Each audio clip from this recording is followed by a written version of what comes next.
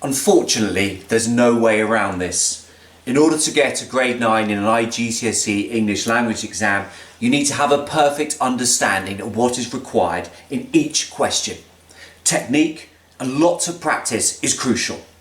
Being good at English, I'm afraid, will not be sufficient. In this video, I give you a detailed insight into the 4 question 2s from the 0990 Paper 1 exam. There will be step-by-step practice for each question, advice about what examiners are looking for, sample responses, tips for how to revise and prepare. So stay tuned, this is a Schofield on Shakespeare guide to question 2a to d from the 0990 IGCSE English Language Paper 1 exam.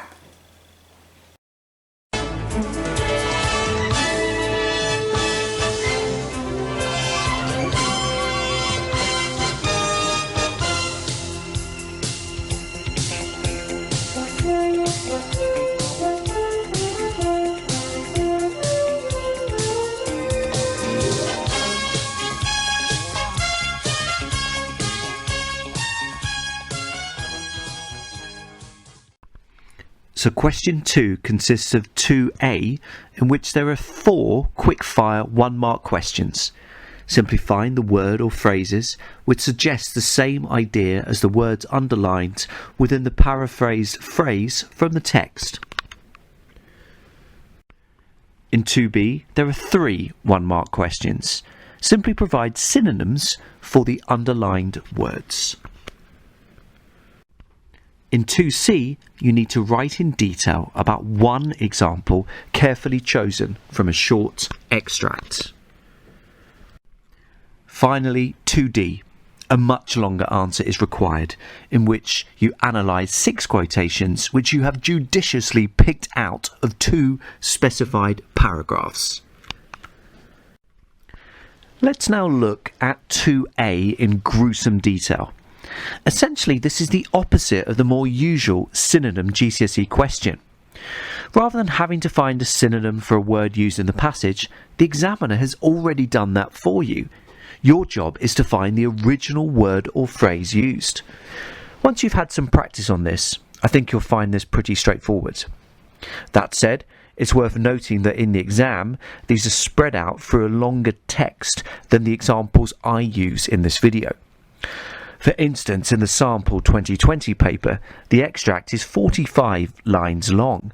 Although the examples happen to be closely positioned, they come from lines 2, 8, 9 and 13, they do not have to be. Whilst I don't think this is difficult, this exam is going to be time pressured, and so you will need to get into the habit of rapidly scanning the text in order to locate the phrase which has been synonymed. Time for some practice on this. Throughout this video, I will use extracts from Edith Wharton's rather lovely novella Summer and give you opportunities to complete short practice questions. In order to avoid inaccurately guessing your reading and writing speed, I will regularly ask you to press pause before resuming the video 5 seconds later. So have a read through the extract now before I give you some practice on question 2a. Press pause.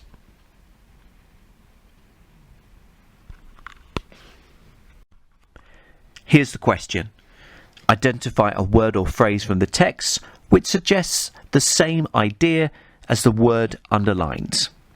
His grin was both timid and self-assured. Scan the passage and see if you can find the word or phrase which suggests the same idea as this before writing down your answer. Note that there is no need to use a full sentence. The individual word or phrase is fine. Press pause now.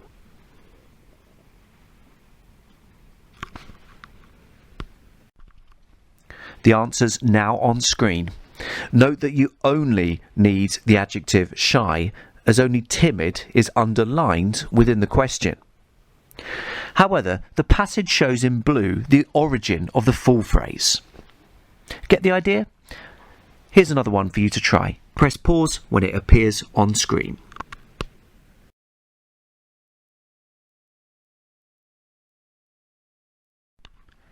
Here's the answer. Perhaps I've been a bit naughty here. I've reversed the subject of the second half of the sentence from he wouldn't have had her feel his superiority to he would have done anything to ensure she didn't sense her inferiority. However, they do essentially suggest the same idea, and so the answer here should be feel his superiority.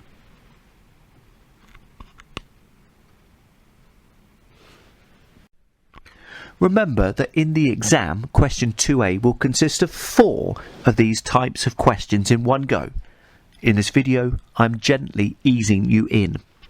However, the third and the fourth questions are now on screen. Have a go at them now and press pause.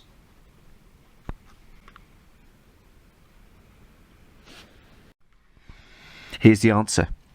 The word used in the text meaning being predominant is simply ruled. The phrase used in the text with the same idea as in this way is in those terms. Press pause to mark your 2 answers now.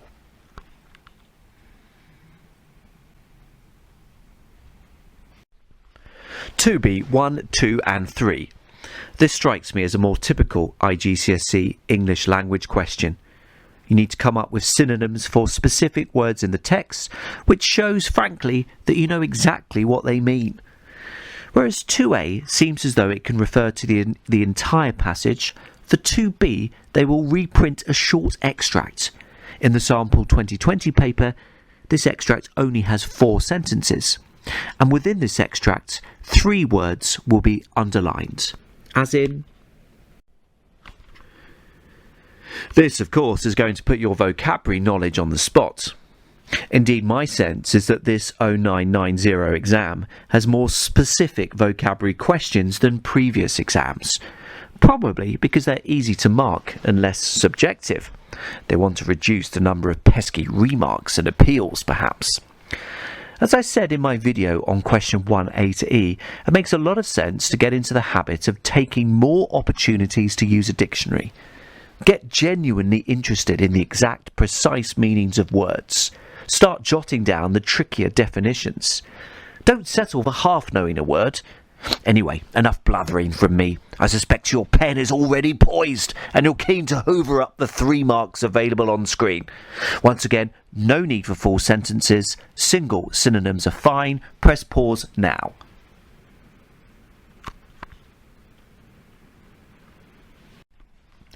Let's take each answer in turn. To feel disgust is to feel a strong feeling of disapproval and dislike, here from the woman towards the man's behaviour. The mark scheme suggests, even though disgust is prefixed by deep, for me it is not sufficient just to say disapproval. I think you need to have something like strong or very beforehand. If you are disgusted by something, you are demonstrating a strong emotion of antipathy. Now on to divined. Probably a bit trickier. In this context, I'm afraid, it's nothing to do with gods or being godlike. We're looking for guessed, worked or figured out, deduced or discerned. Now for 2b3. The key principle here is that the man is not able to stand upright after evoking disgust in the female, probably due to his age, but also perhaps a degree of shame.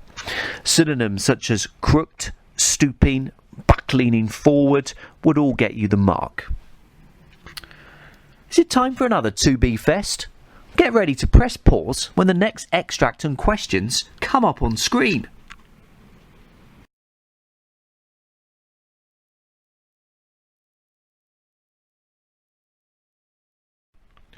Remember that any other precise, sensible synonyms should be credited as well, although perhaps a teacher should be the one to make the judgment call. If you are completing this activity in the classroom, do feel free to discuss and reflect upon other alternative answers, or even the ones I have chosen. This process will clearly be helpful in developing your understanding of what the examiner is looking for. Press pause to mark now.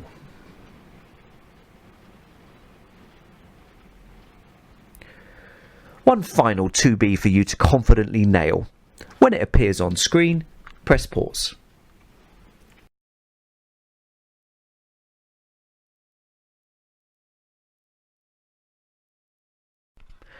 Time to mark. First up, belated. I couldn't find many synonyms for this one, I'm afraid. For me, words such as tardy or unpunctual don't quite work or capture the later than expected or delayed meaning. They also sound too much like terms to be used at a busy railway station. Next up, consciousness. I've gone for just two synonyms here, awareness and understanding. I've decided against alertness for the mark scheme. To me, this noun just sounds too active in comparison to the more passive connotations of consciousness. Now to slipped. Important to understand the context here. This isn't about banana skins or falling onto the floor. Rather, I have settled on went or moved quickly or at a push slid. Brief diversion. For your interest, you can now see on screen previous phrases from earlier CIE IGCSE English Language Papers, which required perspiring candidates to provide synonyms or explanations. You may choose to jot some of these down, particularly if you feel that you might have struggled to adequately and fully explain them.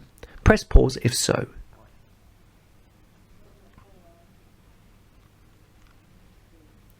It's about time we moved on to the next section, isn't it?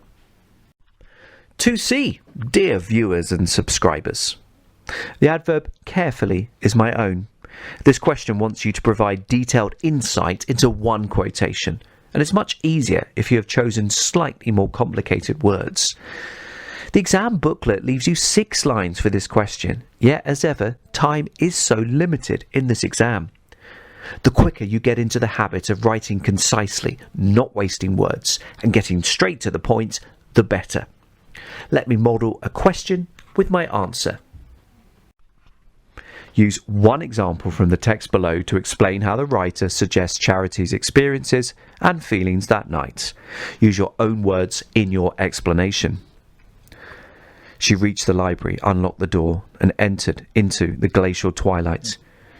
I'm glad I'll never have to sit in this old vault again when other folks are out in the sun, she said aloud as the familiar chill took her.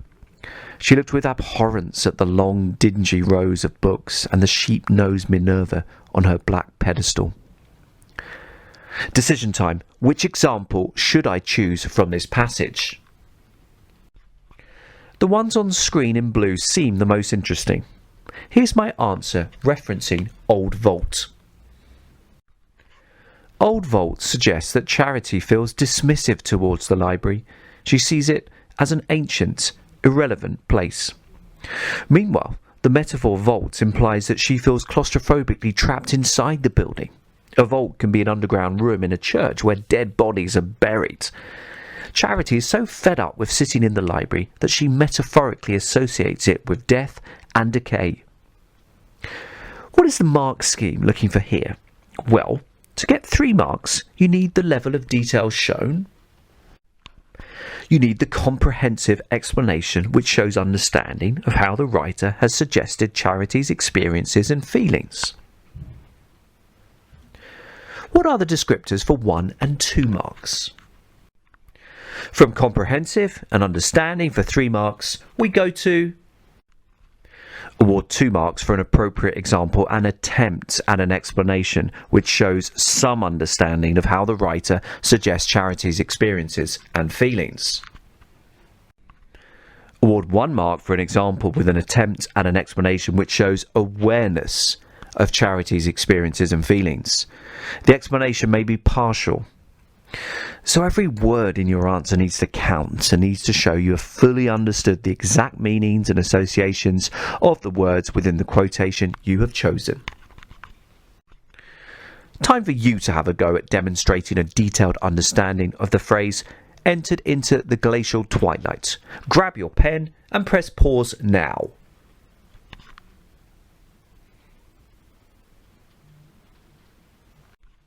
Here's my answer. Entered into the glacial twilight suggests that Charity has gone into the library whilst it is getting dark. The sun is setting outside, and so there are likely to be shadows within the darkening room. Meanwhile, the adjective glacial suggests that the room feels icily cold. This may be both a literal low temperature, but also figurative. She hates the place so much that she feels frozen when inside. How does your answer compare? The marking grid is now about to appear on screen. Mark your work and press pause.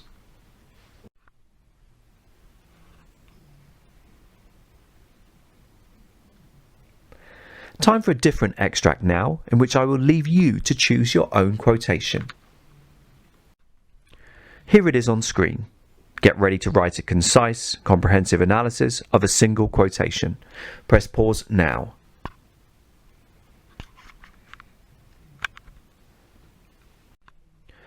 The quotations which I would have been tempted to use are in blue. As ever with Edith Wharton, the language is dense and rich with meaning. The examiners will not just have the aforementioned 3, 2, 1 mark grid, but some bullet point guidance about content. I've attempted to reproduce this within the next slide on screen. Use these responses to mark your work. Press pause now.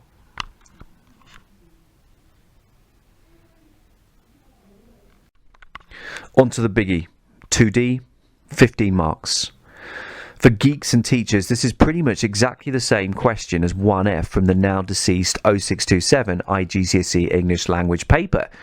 They've tweaked the mark scheme, now on screen, or at least the top two bands are, so that it emphasises the importance of choosing quotations judiciously or wisely. And analyse their effects has been replaced by the need to demonstrate the writer's reasons for using them. Read through the mark scheme now and think about the differences between level 5 and level 4. Pause time.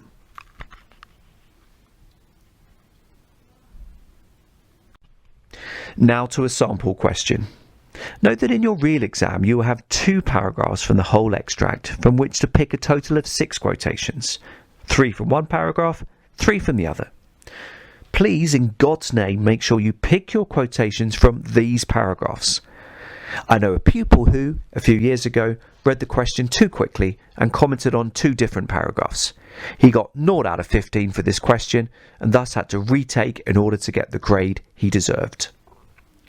Given the size limitations of the YouTube screen, I will only give you 1 paragraph from which to plunder and probe 3 quotations. Read through the passage. It's pause time.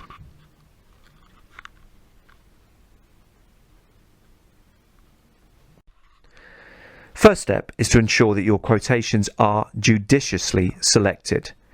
Remember also that the mark scheme specifically references the use of imagery, so you must zoom in and pick any examples of similes, metaphors or personification.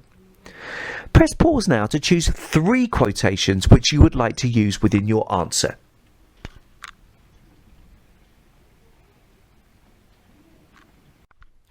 Here are my selections. Yes, you might also have explored the blue hills bounding the open slopes, but I'm happy with what I have chosen. I'm now going to show you a model response for one of these quotations, in separate beads that glittered like diamonds in the ferns and grasses. I write, the writer suggests that there are beautiful shining dots of dew on the low-lying grasslands. The verb glittered suggests that these dewdrops are sparkling, and this is emphasised by the simile like diamonds. Diamonds are sought after and exquisite items of jewellery. The dewdrops thus come across as precious and are separately spread out throughout the meadows. What makes this a successful response? Well, I answer the question straight away. A few of my students, a few too many for my liking, come up with a non-point scoring waffly opening sentence such as, the writer uses language to good effect to create meaningful images, etc. Unfortunately, this is quite literally meaningless. With the response on screen, I immediately show that I understand the separate beads referred to the dew, and of course I need to go earlier in the same sentence to locate this subject. And then I state what the writer is saying about the dew, that it has formed beautiful shining dots. Note also that I use technical terminology such as verb and simile to add precision to my analysis. I show that I understand the meaning of glittered. It means the dewdrops are sparkling, And I also tackle imagery with some precision and imagination by pointing out that the diamond simile indicates that the dewdrops are both sparkling and precious. Has that given you an idea of what is required? Your turn. What can you say about the other simile in the passage? The blue heights eddying away to the sky like the waves of a receding tide. Grab your pen, click pause.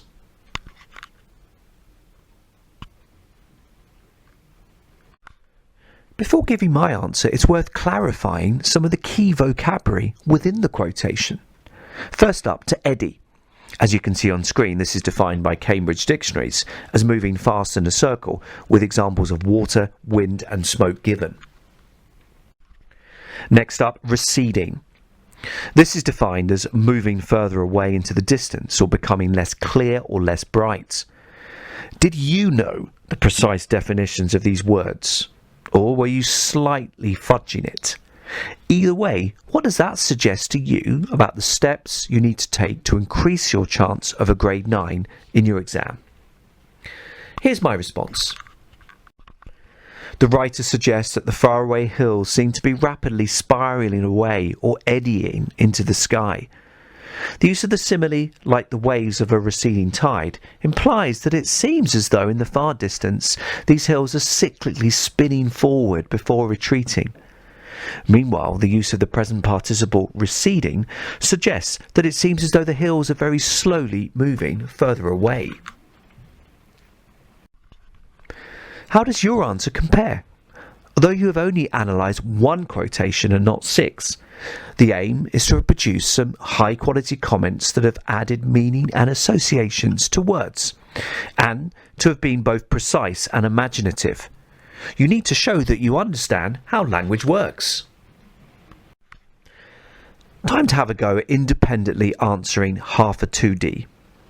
Select 3 quotations from the extract now on screen and analyse them precisely and imaginatively. Read it through, grab your pen, it's pause time.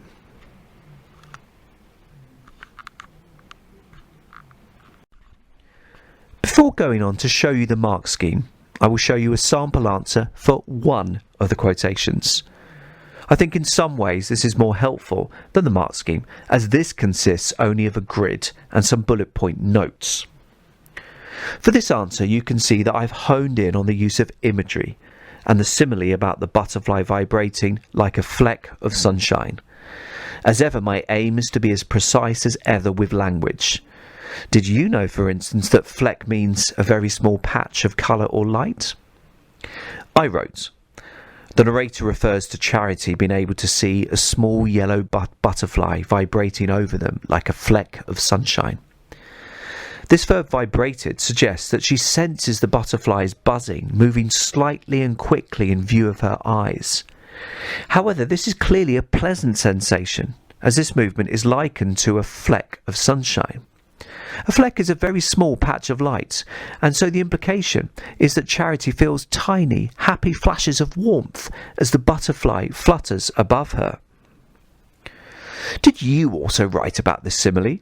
How does your answer compare? Press pause to reflect.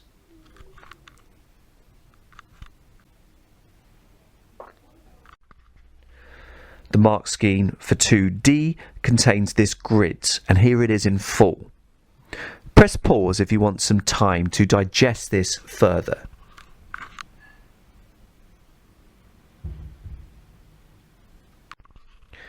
And it will then list some guidance. I've picked out some key points from this guidance for you. It says, note the reference to powerful and unusual, which I've put in bold. Don't go for the easy, obvious quotations. Quality, not quantity. Although that said, it does specify you need to choose 3 examples of words or phrases from each paragraph, so 6 in all. The points about not deducting marks for inaccurate statements is worth bearing in mind. In other words, be more adventurous, imaginative with what you say, whilst always bearing in mind the importance of precision. Take a chance after your bread and butter analysis of literal meaning. Do think about the associations and connotations of words and try to say something interesting. In other words, if you say something slightly different about a quotation which is listed in the mark scheme, which makes sense and is interesting, you should be credited for it. Let's now return to the specific question you wrote an answer for. As well as the best fit grid, the mark scheme will list the quotations which should be credited and then give some possible ideas about how these might be explored and analysed. You can see now the start of the suggested guidance for this question. In order to ensure the text isn't too small, I've spread this out onto 2 slides. Press pause now to read the first half of the mark scheme and reflect on your work.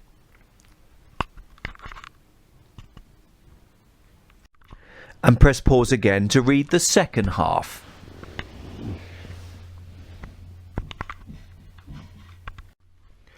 Finally, it's time to make a judgment call about your mark out of 15. Do feel free to toggle back to the previous slides and press pause.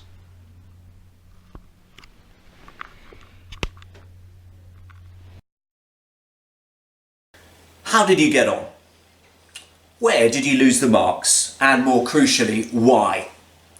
Have you come to the realisation that you need to proactively expand your vocabulary?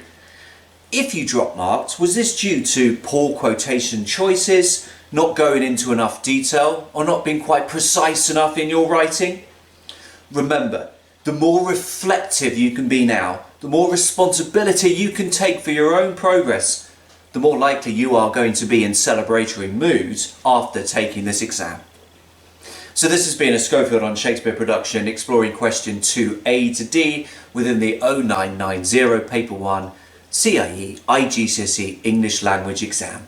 Many thanks for watching.